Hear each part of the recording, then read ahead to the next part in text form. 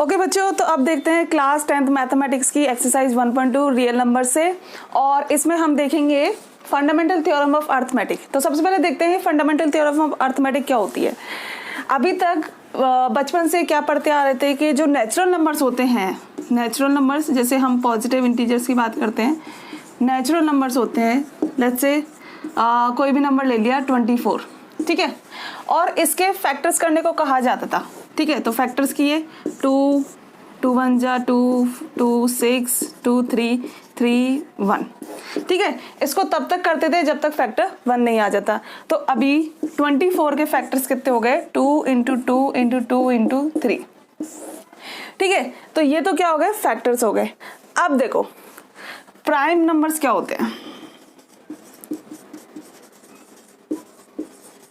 एक बार पहले प्राइम नंबर्स और कॉम्पोजिट नंबर्स के बारे में देख लेते हैं, then fundamental theorem of arithmetic पे आएंगे। प्राइम नंबर्स क्या होते हैं बेटा? प्राइम नंबर्स वो नंबर होते हैं जो खुद की टेबल से और 1 की टेबल से डिवाइड होते हैं। Those number are called prime numbers. देखो 0 एक प्राइम नंबर नहीं है, 1 एक प्राइम नंबर नहीं है, ठीक है। इसके आगे देखते हैं 1 से ऊपर 2 एक प्राइम नंबर है, 3 एक प्राइम नंबर है, 5 एक प्राइम नंबर है, 7 एक प्राइम नंबर है, 9 नहीं है, 10 नहीं है, 11 एक प्राइम नंबर है, 13 है, 17 है, 23 है। ये प्राइम नंबर्स क्यों है? क्योंकि 2 जो है सिर्फ खुद की टेबल से डिवाइड होता है और 1 से डिवाइड होता है, 3 भी खुद की टेबल से और 1 से डिवाइड होता है, 5 भी खुद की टेबल से और 1 से डिवाइड होता है, ऐसी सो ऑन, ठीक है। ये तो प्राइम नंबर्स की बात होगी। अब बात करते हैं कॉम्पोजिट नंबर्स की। कॉम्पोजिट नंबर्स क्या होते हैं बेटा? Other than prime numbers. इसकी एक डेफिनेशन तो है कि अदर देन प्राइम नंबर्स के अलावा बाकी जो नंबर्स बचते हैं वो सब क्या होते हैं, कॉम्पोजिट नंबर्स होते हैं। और इसकी एक और डेफिनेशन होती है कि जो 1 एंड इटसेल्फ के अलावा एनी नंबर से डिवाइड हो सकते हैं उनको बोलते हैं कॉम्पोजिट नंबर्स। जैसे इसके एग्जांपल देखिए, 2 एक प्राइम नंबर है, 3 एक प्राइम नंबर है, 4 देखिए, 4 किस किस से डिवाइड हो सकता है, 1 से, 2 से एंड 4 से। तो इट मीन्स ये 1 से और इटसेल्फ से तो है ही, इसके अलावा 2 के टेबल से भी डिवाइड हो रहा है, तो इट मीन्स ये कॉम्पोजिट नंबर्स होते हैं, ठीक है। तो अब ये जो जैसे और भी एग्जांपल लेते हैं, 6 हुआ, 6 भी एक कॉम्पोजिट नंबर है, ये 1 से जा रहा है, 2 से भी जाता है, 3 से भी जाता है, 6 से भी जाता है। और लेट्स से 10 है तो 1 से, 2 से, 5 से, 10 से एंड सो ऑन नहीं कह सकते इसको, ठीक है। इस तरीके से ये कॉम्पोजिट नंबर के एग्जांपल्स है, ठीक है। और प्राइम नंबर्स और कॉम्पोजिट नंबर्स सारे क्या हैं, ये नेचुरल नंबर्स की बात करते हैं। अब इसमें क्या देखा था हमने कि 24 का एग्जाम्पल लिया था, ठीक है। 24 एक नेचुरल नंबर है और नेचुरल नंबर होने के साथ साथ ये कॉम्पोजिट नंबर है। तो कॉम्पोजिट नंबर के फैक्टर्स किए। अब देखो इसके फैक्टर्स को ऑब्जर्व करो। क्या 2 एक प्राइम नंबर है? यस, ये तो सारे एक जैसा ही है, ठीक है। इसको हम ऐसे भी लिख सकते हैं 2 की पावर क्यूब × 3। क्या 3 एक प्राइम नंबर है? बिल्कुल है। तो कोई भी नेचुरल नंबर या कोई भी कॉम्पोजिट नंबर, ठीक है, नहीं कोई भी कॉम्पोजिट नंबर जिसके फैक्टर्स करने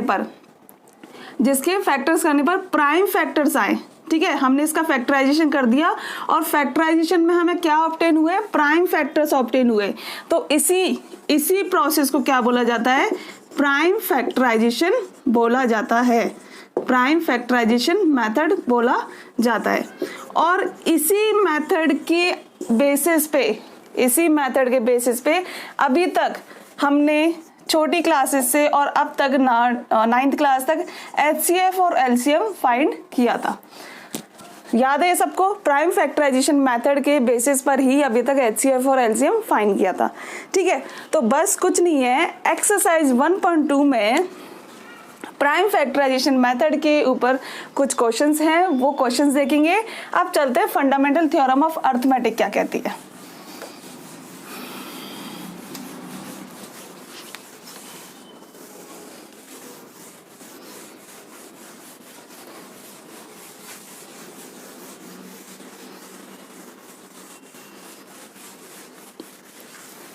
देखो बच्चों, फंडामेंटल थ्योरम ऑफ अर्थमेटिक कहती है कि composite numbers,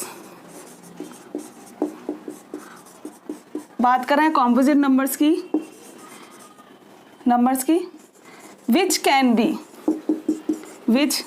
B expressed as product of prime numbers, or you can say prime factors.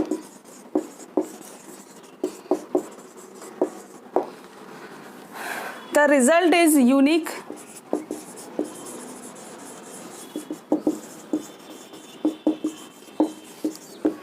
if we do not consider order. सबसे पहले इस थ्योरम में जो स्टेटमेंट दिया हुआ है उसका मतलब समझते हैं कि क्या है। कॉम्पोजिट नंबर्स की बात कर रहे हैं तो कॉम्पोजिट नंबर्स अभी इससे पहले अपन ने सीख लिए थे। Which can be expressed, composite number को हम एक्सप्रेस कर सके कैसे, as product of prime numbers. जैसे एग्जाम्पल लिया था बेटा 24, ठीक है, तो इसके प्राइम नंबर्स फैक्टर्स क्या क्या आए थे, ये आए थे। तो प्रोडक्ट ऑफ प्राइम नंबर्स ये क्या है, प्रोडक्ट ऑफ प्राइम नंबर्स है, ठीक है, और प्राइम फैक्टर्स, ठीक है। The result is unique. अब इसकी बात करते हैं, द रिजल्ट इज यूनिक, इसका क्या मतलब है। देखो क्लास में लेट्स से 20 बच्चे हैं, ठीक है, 20 स्टूडेंट्स हैं, और 20 स्टूडेंट्स को लेट्स से हमने दिया कि आपको 24 के फैक्टराइज करना है, 24 के फैक्टराइजेशन करना है। तो देखो कैसे करेंगे, let's say A B student ले लेते हैं, ठीक है, ए बी स्टूडेंट अलग अलग तरीके से प्राइम फैक्टराइजेशन करते हैं। 2 से 1 12 6 2 3। एक बच्चे ने ऐसे किया, ए नाम के बच्चे ने, दूसरे बच्चे ने कैसे किया, 3 8 जा 24, 2 से 4, 2 से 2 times 2। तो देखो एक बच्चे ने किया 2 से स्टार्ट किया और 3 पे ख़त्म किया, एक बच्चे ने 3 से स्टार्ट किया और 2 से ख़त्म किया। तो इससे हम क्या कंक्लूजन निकाल सकते हैं कि आंसर तो ऑल उनका सेम ही आएगा, the result is unique, result तो उनका वही आएगा if we do not consider order. अगर हम उस ऑर्डर को कंसिडर ना करें तो रिजल्ट तो वही आएगा। इसका कहने का मतलब ये है कि 24 के जो फैक्टर्स हैं वो ये भी लिख सकते हैं हम, और 24 के फैक्टर्स को ऐसे भी लिखा जा सकता है। सेम ही बात है, इसका मतलब भी वही है और इसका मतलब भी वही है। तो ये कहा गया है फंडामेंटल थ्योरम ऑफ अर्थमेटिक में। तो डायरेक्टली और इनडायरेक्टली अभी तक जो हम पढ़ते आए हैं क्लासेस में वो प्राइम फैक्टराइजेशन मेथड, तो उसी को फंडामेंटल थ्योरम ऑफ अर्थमेटिक कहा गया है। इसका मतलब यही है बस कि कंपोजिट नंबर्स को हम प्राइम फैक्टर्स के प्रोडक्ट के फॉर्म में लिख सकते हैं और रिजल्ट हमारा सेम रहेगा अगर हम ऑर्डर को कंसीडर ना करें तो। ठीक है, यहाँ तक क्लियर हुआ बच्चों। तो अब देखते हैं एग्जाम्पल 1 एक्सरसाइज 1.2 का। एग्जाम्पल 1 कह रहा है कि कंसिडर द नंबर्स 4 की पावर n, कोई नंबर लेना है 4 की power n where n is a natural number. Natural number बोलने का मतलब है कि आपको एक तो 4 की पावर 0 नहीं लेना है, ठीक है, क्योंकि वो होल नंबर हो जाएगा, और नेचुरल नंबर का मतलब है कि आपको जो भी नंबर लेना है पॉजिटिव लेना है, ठीक है। Check whether there is any value of n for which 4 की power n ends with the digit 0। इस क्वेश्चन का मतलब समझते हैं। ये जो लास्ट वाली लाइन है इसके कहने का मतलब क्या है कि क्या 4 की पावर n करने पर, 4 की पावर n करने पर क्या कभी भी हमें यूनिट प्लेस पे 0 मिल सकता है? क्या कभी भी हमें यूनिट प्लेस पे 0 मिल सकता है? तो इसका एक तरीका होता है 0 मिलने का। देखो किसी भी नंबर के फैक्टर में अगर 2 × 5 हो तो उसके यूनिट प्लेस पे मिलेगा एक 0, ठीक है। और किसी भी नंबर के फैक्टर में 2 × 5 और 2 की × 5 दो पेयर हो, इसको ऐसे लिख सकते हैं 2 की पावर 2 5 की पावर 2, तो हमें मिलेंगे 2 0 यूनिट प्लेस पे, ठीक है। और अगर 3 पेयर हो 2 की पावर 5 2 की पावर 5 2 की power 5, sorry 2 × 5, 2 multiply 5 and 2 multiply 5, तो इसको लिख सकते हैं 2 की पावर 3 और 5 की पावर 3। तो इसका मतलब क्या हुआ कि हमें यूनिट प्लेस पे कितने ज़ीरो मिल जाएंगे, 3 ज़ीरो मिल जाएंगे। ठीक है, ये तो कब होगा, जब किसी भी नंबर के फैक्टर में 2 और 5 हो, तब हमें यूनिट प्लेस पे 0 मिलेगा। ठीक है, अब बात करें 4 की पावर n, तो n की वैल्यू लेट्स से कुछ भी ले लो आप, 1 2 3 4 एंड सो ऑन। ठीक है, 4 की, अगर हमने 4 की पावर n और n की वैल्यू का 1 ले ली, लेट्स से 1 ले ली, ठीक है, तो इसके फैक्टर्स क्या होंगे, 2 मल्टीप्लाई 2। और अब 4 की पावर 2 भी लेके देखते हैं, तो इसके फैक्टर्स क्या होंगे, ये हो जाएगा 16, इसके फैक्टर्स होंगे 2 मल्टीप्लाई 2 मल्टीप्लाई 2 और 2 मल्टीप्लाई 2। तो क्या हम इससे ये ऑब्जर्व कर रहे हैं कि कभी भी 4 की पावर जो n है उसकी वैल्यू 1 2 3 4 कभी भी कुछ भी लेने से क्या हमें फैक्टर में 5 मिल रहा है क्या, नहीं, हमें फैक्टर में कभी भी 5 नहीं मिल रहा है, जबकि हमें यूनिट प्लेस पे क्या चाहिए, 1 0 चाहिए। तो 1 0 होने के लिए हमें फैक्टर में 5 मिलना चाहिए, जो कि हमें नहीं मिल रहा है। तो यस, हम कह सकते हैं कि 4 की पावर n के लिए, 4 की पावर n के लिए there is no value of n for which 4n ends with 0। तो इसको लिखेंगे कैसे, इसको लिखेंगे देयर इज, ऐसे लिखेंगे, as we can see there is no 5 in factors of 4, so 4 की power n can never have 0 at unit place। ठीक है, अब इसी तरीके से एक्सरसाइज 1.2 में एक क्वेश्चन है जिसमें दे रखा है 6 की पावर n। ठीक है, तो 6 की पावर n के आप फैक्टर्स करके देख लीजिए, 2 मल्टीप्लाई 3 की पावर n। जैसे यहाँ पे 4 की पावर n में क्या फैक्टर्स होंगे, 2 मल्टीप्लाई 2 की पावर n, तो इसको लिख सकते हैं 2 और 2 की पावर n। तो कभी भी ये इसके फैक्टर्स में 5 नहीं आएगा। ऐसे ही इसके फैक्टर में, 6 के फैक्टर में क्या कभी 5 आ सकता है, नहीं आ सकता है। ऐसे 8 की पावर n करेंगे तो इसके फैक्टर में भी कभी 5 नहीं आएगा। तो इनकी जो n की वैल्यू होगी उसके लिए, किसी भी n की वैल्यू के लिए कभी भी यूनिट प्लेस पे 0 नहीं आ सकता। ठीक है, तो स्टूडेंट्स अब नेक्स्ट क्वेश्चन की तरफ बढ़ते हैं, एग्जाम्पल नंबर। तो नेक्स्ट एग्जाम्पल एग्जाम्पल 6 सॉरी। तो इसका आंसर देखते हैं, देखो कैसे करते हैं इसको। कह रहा है कि find the HCF and LCM of 6 and 20 by prime factorisation method. ठीक है, ये तो बहुत सिंपल है, अभी छोटी क्लासेस में भी इस तरीके से क्वेश्चंस करते हुए आए हैं। सबसे पहले देखते हैं HCF ऑफ 6 and 20, इसको इस तरीके से लिखा जाता है। तो 6 and 20 के HCF कैसे निकालेंगे आप, इसका प्राइम फैक्टराइजेशन करेंगे, 2 से 3 टाइम्स, 3 से 1 टाइम्स, 2 से 10 टाइम्स, 2 से 5 टाइम्स, 5 से 1 टाइम्स। तो इसमें क्या देखेंगे, हाईएस्ट पावर देखेंगे। हाईएस्ट पावर देखो 6 के फैक्टर्स क्या हैं, 2 की पावर 2 मल्टीप्लाई 3। 20 के फैक्टर्स क्या है बेटा, 2 इंटू 2 इंटू 5। तो इसमें 2 की पावर 1 और 2 की पावर 1 एक यही कॉमन चीज़ है। तो HCF ऑफ 6 and 20 हो जाएगा 2। ठीक है, अब देखते हैं, इसको आप नोट डाउन कर लीजिए, फिर इसके LCM देखते हैं। यहाँ से मैं इसको एक बार उठा देती हूँ। अब LCM देखते हैं।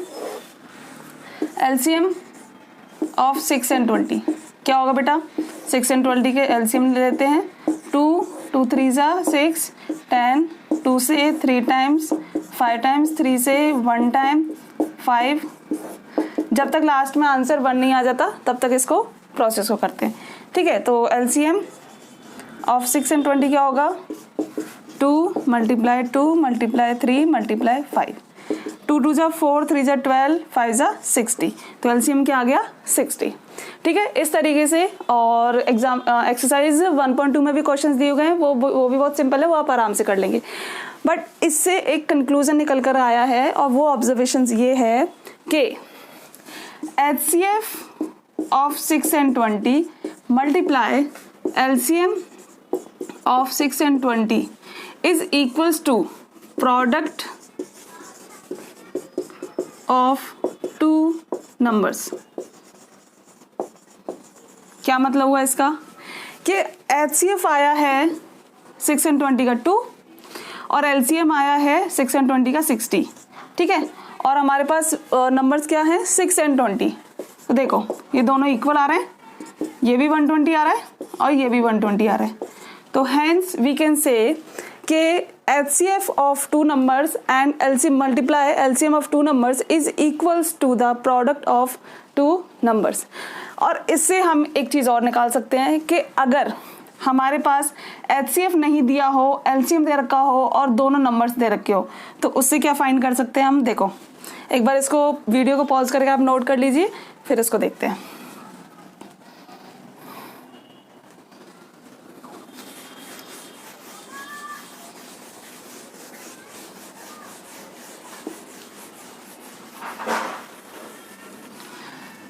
देखिए अगर आपको HCF फाइंड करने को कहा जाता है 6 and 20 का, ठीक है, और आपको LCM दे रखा है 6 and 20 का, तो आप ये वाला मेथड यूज करेंगे, प्रोडक्ट ऑफ टू नंबर्स। क्या होगा, लेट्स से आपको HCF नहीं दे रखा है तो HCF 620 मल्टीप्लाई LCM दे रखा है आपको 60 और प्रोडक्ट दे रखा है आपको दोनों नंबर का 6 मल्टीप्लाई 20। तो HCF निकालने के लिए क्या करेंगे 6 मल्टीप्लाई 20 और ये LCM नीचे आ जाएगा 60। सो व्हाट वी गॉट 6 से 10 टाइम्स, 10 से 2 टाइम्स। तो HCF ऑफ 6 and 20 हमारे पास डायरेक्टली आ गया 2। और इसी तरीके से LCM फाइंड कर लेंगे। अगर HCF दे रखा है तो LCM फाइंड कर सकते हैं, LCM दे रखा है तो HCF फाइंड कर सकते हैं, ठीक है। तो बढ़ते हैं नेक्स्ट एग्जांपल मीन्स। तो अब है एग्जांपल 7, इसकी तरफ देखते हैं। Find the HCF of 96 and 104 by the prime factorisation method. सबसे पहले जो दोनों गिवन नंबर्स हैं उनका HCF फाइंड करना है बाय प्राइम फैक्टराइजेशन मेथड से, और उसके बाद जो HCF आएगा उससे हमें LCM फाइंड करना है, ठीक है। तो कुछ नहीं, जो पिछले क्वेश्चन में जो ऑब्जर्वेशन देखी थी कि HCF of two numbers multiply LCM of two numbers is equals to product of two numbers, ठीक है। उसको देखते हुए करेंगे। तो प्राइम फैक्टराइजेशन मेथड से सबसे पहले HCF फाइंड करते हैं। 2 4 जा 8, 1 2 8 जा 16, 2 से 24, 2 से 12, 2 से 6, 2 से 3, 3 से 1, 2 से 5 2 से 26, 2 से 13, 13 से 1, ठीक है। तो इसके प्राइम फैक्टराइजेशन में देख लो हाईएस्ट कॉमन क्या है, ये 3 और ये 3, ठीक है। तो इसके HCF आ गया 2 मल्टीप्लाई 2, तो इट विल बी 8, ठीक है। तो HCF क्या आ गया 96 और 104 का 8 आ गया। अभी आप इसको नोट कर लीजिए और वीडियो को पॉज करते हुए फिर आगे LCM निकालते हैं इसका।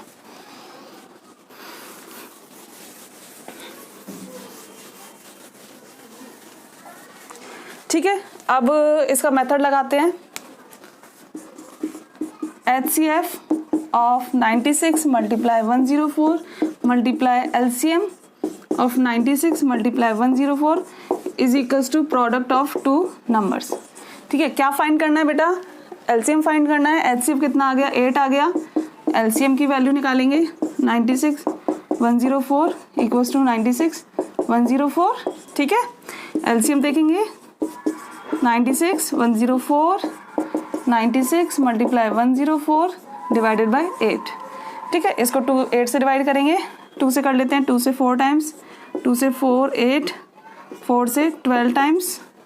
तो LCM आ जाएगा 96 इंटू 104, 12 4 जा 48, 4 12, तो 1248 अपना LCM आ जाएगा। इस तरीके से इस क्वेश्चन को करते हैं।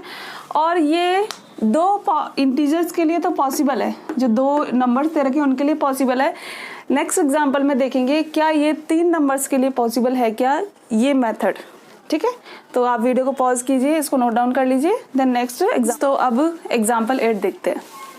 Find the HCF and LCM of 672 and 120 using the prime factorisation method, ठीक है।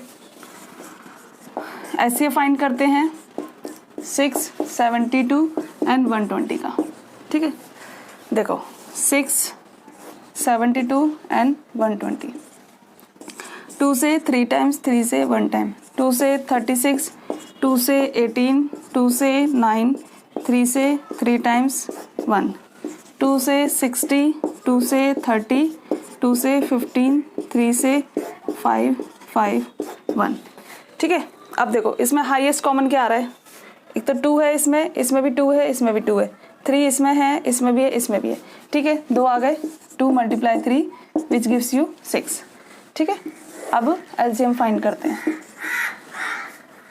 एलसीएम ऑफ 672 एंड 120, तो 672 120, 2 से 3 36 60, 2 से 3 18 30, 2 से 3 9 15, 3 से 1 3 5, 3 से 1 1 5, 5 से 1 1 1।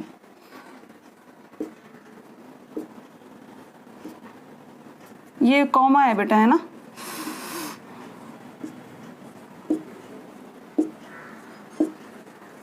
इसको 1 ना समझे, कॉमा है ये। ठीक है, यहाँ पे भी ये कॉमा है और ये 1 है, ये नीचे तीनों 1 है, बाकी ये कॉमा है इसके पास में।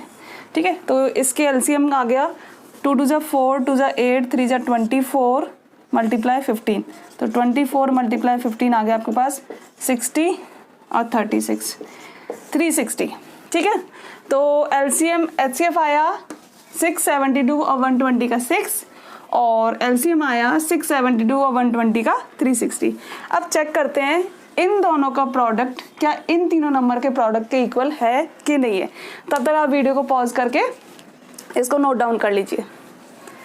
ठीक है, आगे बढ़ते हैं।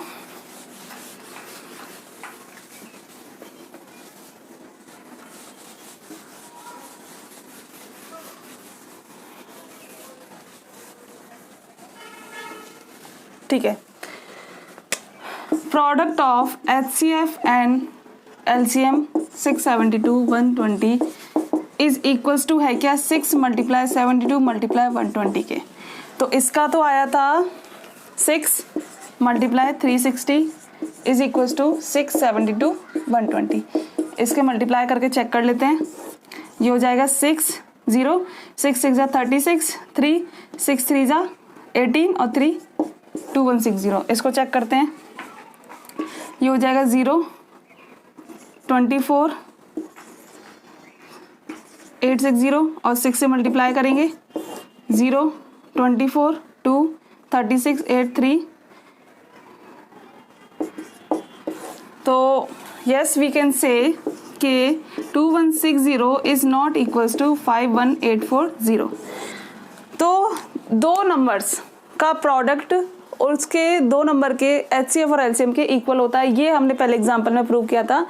इसके लिए 3 नंबर्स के लिए वैलिड नहीं है, तो 3 नंबर में कभी भी ऐसा नहीं होगा कि एचसीएफ और एलसीएम 3 नंबर के प्रोडक्ट के इक्वल आ जाए। ठीक है, अब आप इसको नोट डाउन कर लीजिए और बढ़ते हैं एक्सरसाइज 1.2 के क्वेश्चंस की तरफ।